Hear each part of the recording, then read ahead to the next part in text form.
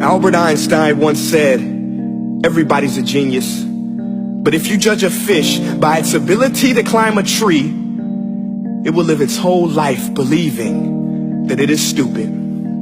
Ladies and gentlemen of the jury, today on trial we have modern day schooling. Glad you could come. Not only does he make fish climb trees, but also makes them climb down and do a 10-mile run. Tell me, school, are you proud of the things you've done?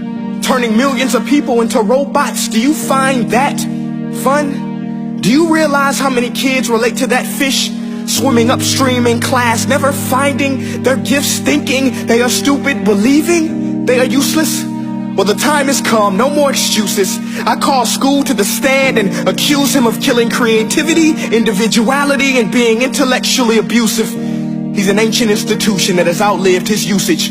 So, Your Honor, this concludes my opening statement, and if I may present the evidence of my case, I will prove it. Proceed. Exhibit A. Here's a modern day phone. Recognize it? Here's a phone from 150 years ago. Big difference, right? Stay with me. Here's a car from today, and here's a car from 150 years ago. Big difference, right? Well, get this. Here's a classroom of today, and here's a class we used 150 years ago. Now ain't that a shame? In literally more than a century, nothing has changed. Yet you claim to prepare students for the future? But with evidence like that, I must ask, do you prepare students for the future or the past? I did a background check on you and let the record show that you were made to train people to work in factories, which explains why you put students in straight rows, nice and neat, tell them sit still, raise your hand if you want to speak, give them a short break to eat, and for 8 hours a day tell them what to think. Oh, and make them compete to get an A letter which determines product quality, hence grade A of meat. I get it. Back then, times were different. We all have a past. I myself am no Gandhi.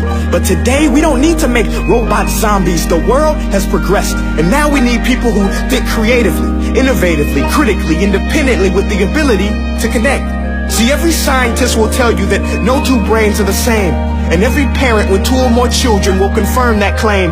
So please explain why you treat students like cookie cutter frames or snapback hats, giving them this one-size-fits-all crap. Watch your language. Sorry, Your Honor, but if a doctor prescribed the exact same medicine to all of his patients, the results will be tragic. So many people will get sick, yet when it comes to school, this is exactly what happens. This educational malpractice, where one teacher stands in front of 20 kids, each one having different strengths, different needs, different gifts, different dreams, and you teach the same thing the same way? That's horrific. Ladies and gentlemen, the defendant should not be acquitted. This may be one of the worst criminal offenses ever to be committed.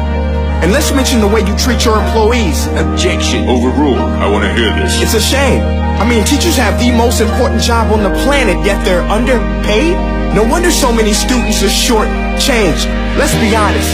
Teachers should earn just as much as doctors, because a doctor can do heart surgery and save the life of a kid. But a great teacher can reach the heart of that kid and allow him to truly live. See, teachers are heroes that often get blamed, but they're not the problem. They work in a system without many options or rights. Curriculums are created by policymakers, most of which have never taught a day in their life. Just obsessed with standardized tests. They think bubbling in a multiple choice question will determine success. That's outlandish. In fact, these tests are too cruel to be used and should be abandoned, but don't take my word for it. Take Frederick J. Kelly, the man who invented standardized testing, who said, and I quote, "These tests are too cruel to be used and should be abandoned." Ladies and gentlemen of the jury, if we continue down this road, the results will be lethal. I don't have much faith in school, but I do have faith in people. And if we can customize healthcare, cars, and Facebook pages, then it is our duty to do the same for education, to upgrade it, change it, do away with school spirit, because that's useless. Unless we're working to bring the spirit out of each and every student, that should be our task. No more Common Core. Instead, let's reach the core of every heart in every class. Sure, math is important, but no more than art or dance. Let's give every gift an equal chance. I know this sounds like a dream, but countries like Finland are doing impressive things. They have shorter school days. Teachers make a decent wage. Homework is non-existent, and they focus on collaboration instead of competition. But here's the kicker, boys and girls. Their educational system outperforms every other country in the world.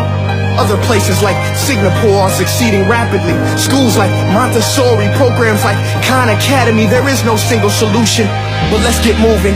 Because while students may be 20% of our population, they are 100% of our future. So let's attend to their dreams, and there's no telling what we can achieve. This is a world in which I believe, a world where fish are no longer forced to climb trees. I rest my case.